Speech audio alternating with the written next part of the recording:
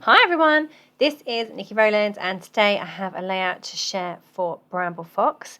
I am mostly using the Fox box for July with the Happy Travels title, but I'm also using this little camera from this set as well and the stencil as well from the July Fox box.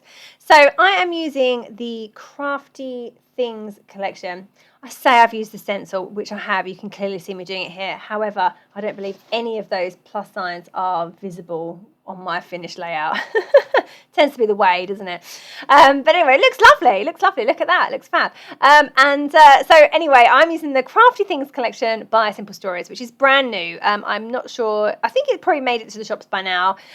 So yeah, I'm recording this a few weeks in advance of it going live. So yeah, it should be out now, I should think, by the time this goes live.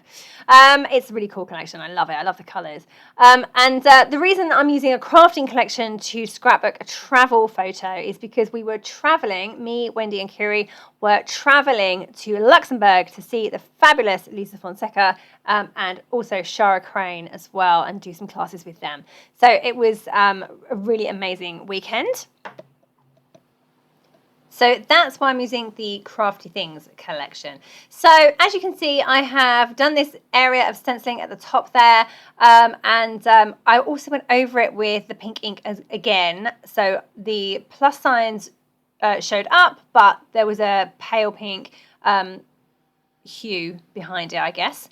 And then I fussy cut out a load of these embroidery hoops from one of the Crafty Things papers. I thought I would arrange those all along the top and then have my photo coming from under there and my title too. So you can see how it's all arranged. Then I thought I would add some rub-ons underneath the photo. So I've added that fabulous stripy rub-on there from the Crafty Things collection, and then adding some flowers up in the top area as well, so underneath those embroidery hoops. I love the Simple Stories rub-ons. They come off really well, yeah, they're just lovely to use and so pretty. Really lovely designs. Yeah, anyway, so I'm going to add a few more. So I think I've got another flower to add on the other side. And then I'm going to add the paintbrush, or I think I might do that now, the paintbrush to the right-hand side of the photo as well. So I love with the rub-ons, you can layer them on top of each other as well. That paintbrush has flowers coming out of the end instead of bristles and paint. So how awesome is that? So just adding those in. And then everything else is fairly simple and straightforward, really.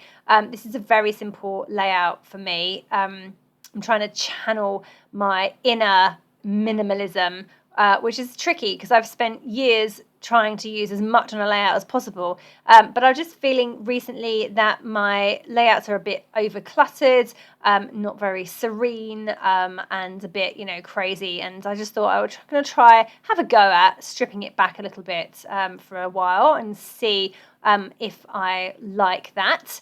And if not, I'll go back to using all the things. But yeah, right now I've just thought I would try and strip it back a little bit, a bit more white, and a bit more balance in my layouts instead of the kind of craziness that I feel like I've done a lot recently. So I've got this basically one big cluster on this layout, you can see that the perspectives that I've got in place. I've got the Happy Travels title, which, by the way, the arrow is pointing at our flight screen, which has our flight details on it. So I just really liked the idea of that arrow pointing to that detail in the photo, because that's what that photo was for, really. Yeah, we were on our way. And you can see that I've got the little camera above the Happy Travels. That's the wooden camera from the Fox box. And then I have got the turquoise camera from one of the summer sets, nestled into the top of the circles there as well. So just adding a few more rub-ons, hearts on either side. I told you that there's another flower on the left side of the cluster, and then a little beach bubble at the top. I've also added in some decorative brad, so just more circles effectively. And now I thought I'd come in with a few gems. So I've got purple and pink ones. They're quite old now. They're from Pink Fresh Studio. I've had them in my drawer for years, and every so often I get them out and use loads, and then I put them away again and forget about them for another 2 years. But today I thought I would use them. I use them on another layout, which is why I thought I'd use them on this one too. I just wanted to add some little sparkly bits really to the big cluster, and that's what I'm doing. So yeah, just sticking those down with a little bit of glossy accents.